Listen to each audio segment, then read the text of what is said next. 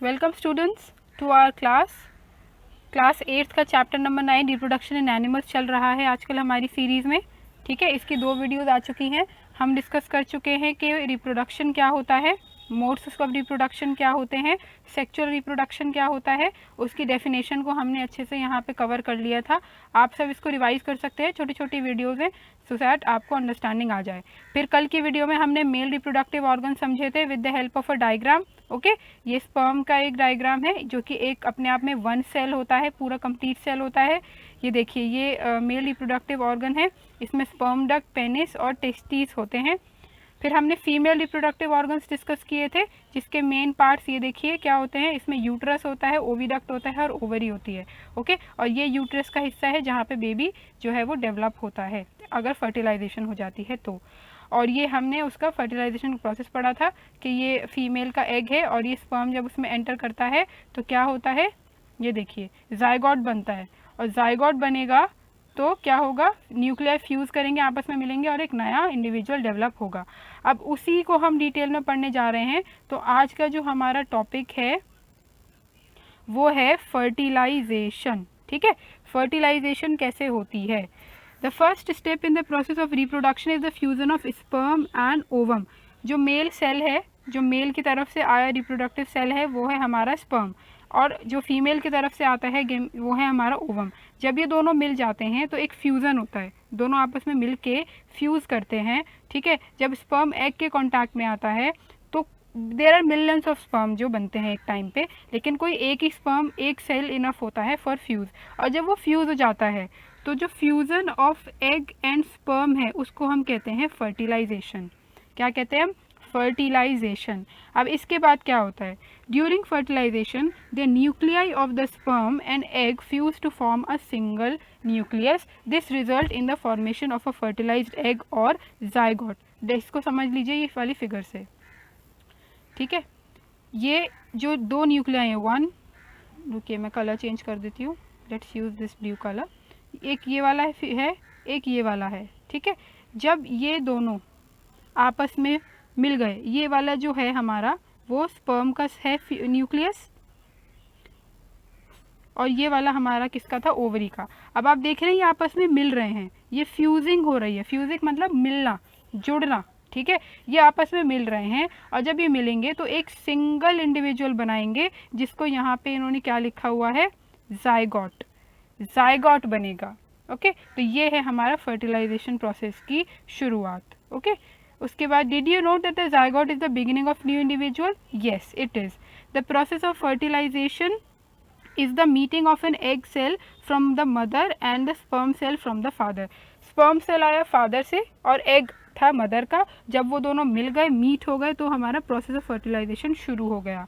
So the new individual inherits some characteristics from the mother and some from the father. ठीक है, अब ये बहुत अच्छा एग्जाम्पल है। अपने भाई बहन को देखो या अपने आप को देखो, आपके कई फीचर्स आपके या तो मदर या तो फादर के जैसे हो सकते हैं। नॉट इवन दैट, आपके दादा या दादी से भी मिल सकते हैं, बुआ मासी किसी से भी मिल सकते हैं, क्योंकि जो कैरेक्टरिस्टिक्स हैं पर्टिकुलर, जिनको हम जीन्स भी कहते हैं, वो सेम है, वो हम इनहेरिट करते हैं, वो हमें मिलती है।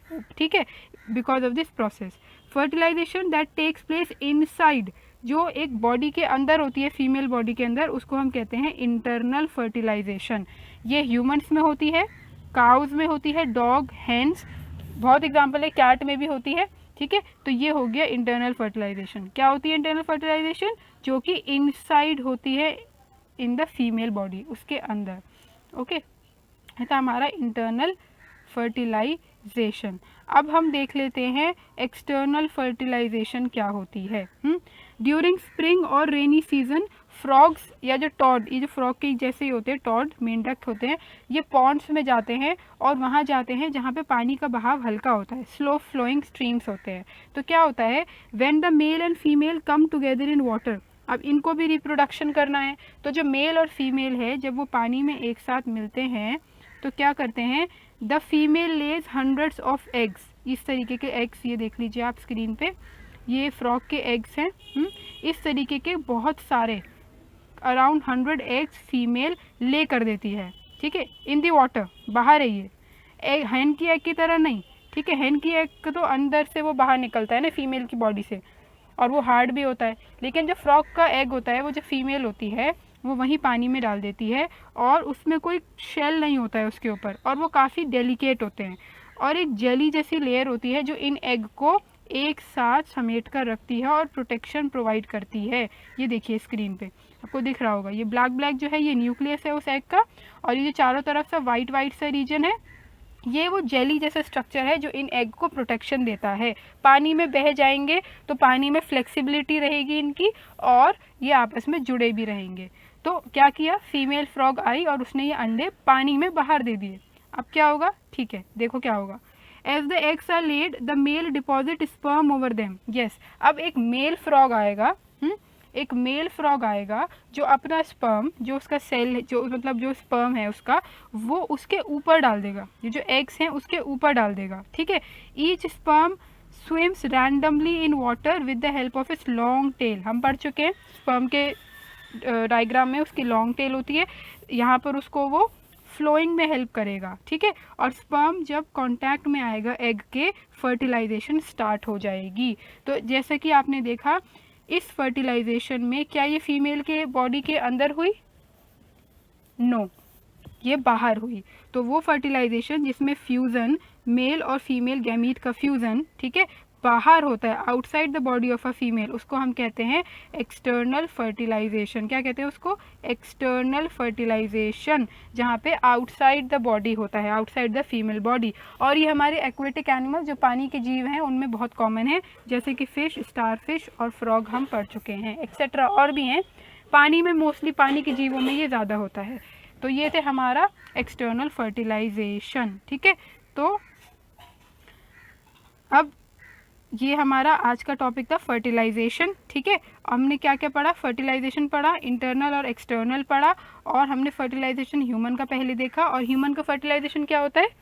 इंटरनल। और अगर हम फ्रॉग, फिश का बोले तो क्या होगा? एक्सटर्नल। यस, तो ये था हमारी आज की क्लास का फटाफट से किया गया एक फटाफट introduction and explanation basically fertilisation. अब हम अगली वीडियो में इस चैप्टर को थोड़ा और आगे लेके जाएंगे। अगर आपको कोई भी डाउट है related this, please comment and I will be able to reply back to you. And students, do follow this channel so that आपको ऐसी वीडियोज़ मिले छोटी छोटी लर्निंग की in easy way. And give us your feedback and see you in another video of study by बालपथ।